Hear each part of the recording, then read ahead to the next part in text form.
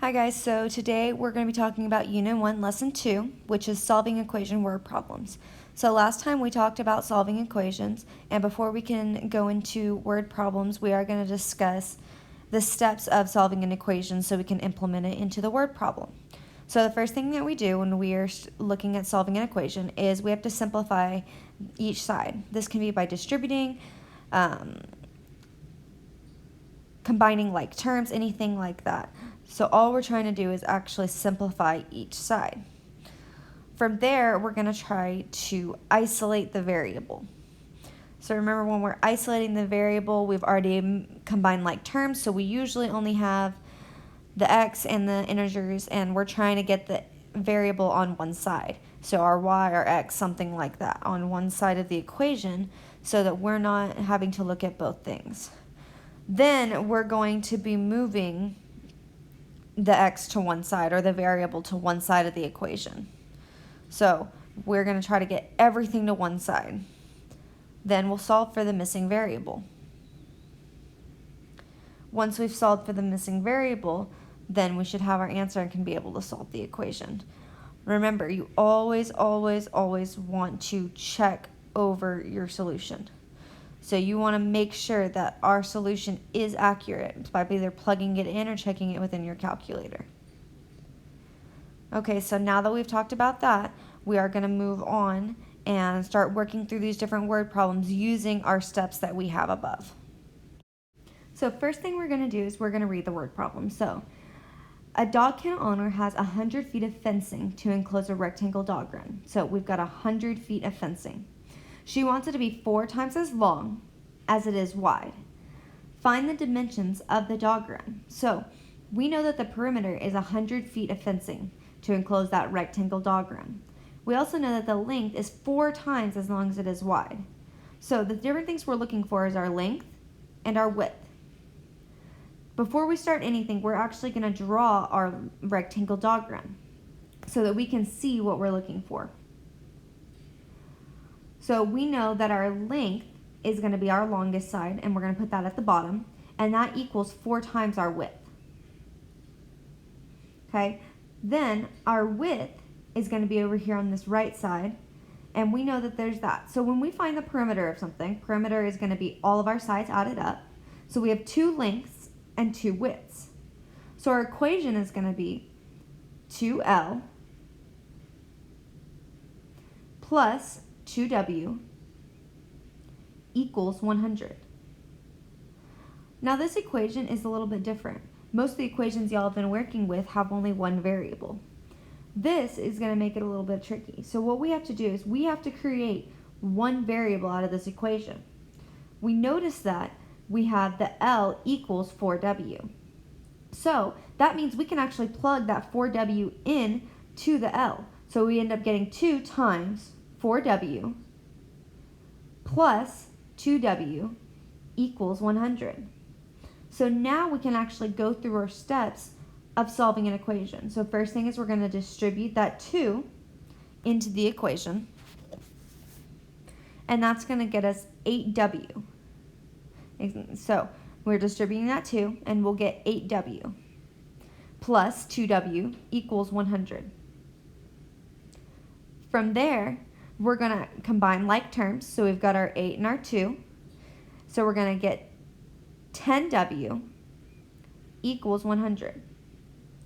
Now remember, now we need to get that W by itself. So the way we can do this is we use our inverse. So we're going to divide, just like we did, just like if we wanted this to go away, we've got our 10 and W. So we're going to divide 10, which cancels that part out, and then what you do to one side, you have to do to the other. So we're going to divide 10 on both sides. We get W equals 10. Now, right there, you're going to assume that's the answer you're looking for, but that's only part of it. We have our 10 feet for our width, but we also need to find the other dimension, our L. So we've got to plug in our W into our equation before, our L equals 4W, which will give us 4 times 10, which means we will get 40 feet. Our next equation starts like this. The lengths of the sides of a triangle are in a ratio of 3, 4, 5. The perimeter of the triangle is 18 inches. Find the lengths of the sides. So we know that a triangle has 3 sides, and we're looking for the perimeter, which means we have to add all the sides up. Our perimeter is 18 inches. So to start this whole thing off, we first need to draw our triangle, just like we did with the rectangle before. We're going to draw our perimeter. So I'm going to put that right here in the corner. And then we know that at least this triangle is going to be similar to a 3, 4, 5 triangle. So we're just going to put 3x, 4x, and 5x because whatever we multiply it by, it's going to be the same. So we're going to end up looking for x. So our perimeter equals 18. To find 18, we have to add up our 3x, 4x, and 5x. Because remember, we're focusing on the fact that it's a ratio. So whatever triangle we're looking for that has a perimeter of 18 is going to be similar to a 3, 4, 5 triangle multiplied by whatever we're using. So we're going to do 3x plus 4x plus 5x equals 18. So the first thing we're going to do is to look to distribute. Don't have anything there, so we're going to combine like terms. Well, we've got 3 terms that are all similar right there. We've got the 3x, 4x, and 5x. They all have x and they don't have a different degree. So we're going to add those all together, and that's going to get us 12x equals 18. Now again, we've got to get the x by itself. So here, because 12 is multiplied by x, we need to do the inverse, which means we're going to divide. And remember, what you do to one side, you have to do to the other. So we're going to end up doing 12 divided by 12x, and then 18 divided by 12 as well. So you do it to both sides. Our 12s cancel out, which leaves x equals 18 over 12, which is also 1.5. So now what we're trying to do is find the real lengths of the sides. Again, you're going to assume that x is your answer, but it's not, because if you look back at our equation, we have 3x plus 4x plus 5x equals 18. So we're trying to find out what 3x's, 4x's, and 5x's, so we can get our official equation that'll add up to 18. So what you have to do is we have to plug in x into each part of our equation. So we're going to have 3x equals blank, 4x equals blank, and 5x equals blank. Each one we're going to plug in that 1.5. So we'll have 3 times 1.5 equals 4.5. 4x times 1.5 equals 6. And 5 times 1.5 equals 7.5.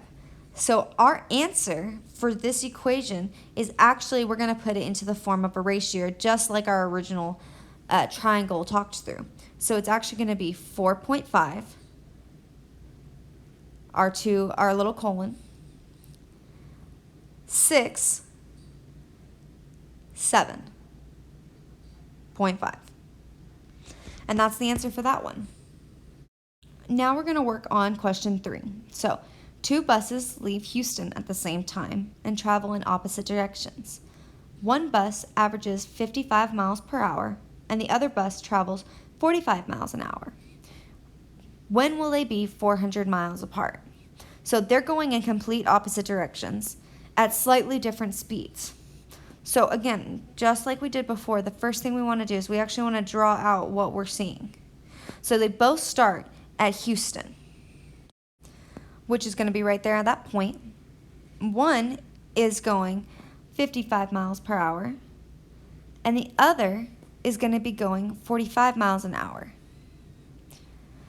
So this is going to be our little drawing that represents the equation we're trying to make. Both are going different directions, but we're never going to be subtracting miles because we're trying to see when they will be 400 miles apart. So this has nothing to do with subtracting. We're both just gaining miles, so we're going to be adding the miles together. but one's going slightly faster than the other. So our equation is still going to be equals 400. So we're trying to find how we're going to equal 400. So when we're talking about this, we're actually going to look at the miles per hour, which is in fact an equation within itself. It's 45 miles an hour. So 45 miles times an hour will help you find out how many hours it takes to get more than 45 miles. So hours is what we're looking for. We're trying to figure out how long it takes to get 400 miles. So we've got 45 miles per hour plus 55 miles per hour equals 400 miles. So from here, we're actually going to solve this equation. We have one variable, and we're going to go. So first, you have to combine like terms. So that's going to be our 45 and our 55, which is going to give us 100 miles per hour, which will give us 100h equals 400 miles. So again, we want to get the h by itself. So we're going to divide the 100 on both sides, because remember, what you do to one side, you have to do to the other, which will make our 100s eliminate on one side, giving us h equals 4 hours. So h, remember, is hours, and it takes 4 hours for them to be 400 miles apart.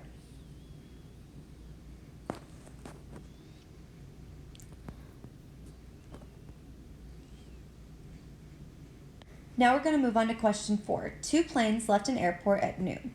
One flew east at a certain speed, and the other flew west at twice the speed. The planes were 2,700 miles apart in 3 hours. How fast was each plane flying? So as you can see on the right, I drew our north, east, south, and west. Y'all can remember it as never eat soggy waffles, never eat slimy worms, whatever makes it easier for y'all. But we've got north, east, south, and west. So we're going to be looking at how fast each plane was actually flying. We know that in 3 hours, they were 2,700 miles apart. So we've got our center. At noon, one plane flew to the east, which is to our right, at one speed, and then our other plane flew to the west at twice the amount of speed. We're going to make our speed as an s. That's our variable we're going to use instead of x. So our plane to the east went that amount of speed, and our plane to the west went twice that amount of speed. So like in our last equation, we were looking for the hours. This time we already have them. So we're going to be 3 times our variables. So our first one's going to be 3 times 2s plus 3 times s, which equals our 2,700 miles, because we already know these things. So we're now going to simplify and combine like terms. So first we got to distribute the 3, which is going to give into both, which will give us 6s plus 3s equals 2,700 miles. Then we're going to combine our like terms, which are really easy again because we only have one variable. So we're going to get 9s equals 2,700. So from here, we're going to get the s by itself. To do that, we have to do the opposite of what's happening to the 9. Right now it's being multiplied, so we're going to divide it on both sides. So we're going to do divide 9 by the left and the right side, because what you do to one, you have to do to the other. So the 9 cancels on the left, and we get s equals 300 miles. Now, again, that's just one of the planes. So we have the plane going to the east. Now we have to find the plane going to the west, which is pretty easy because we can see that our plane going to the west is just 2 times what the plane going to the east was. So 300 miles per hour and 300 times 2. So remember, twice the speed, so 2 times the 300 miles per hour is going to get us 600 miles per hour. So both of our planes were flying at a speed. One was flying at 300 miles per hour and one at 600 miles per hour.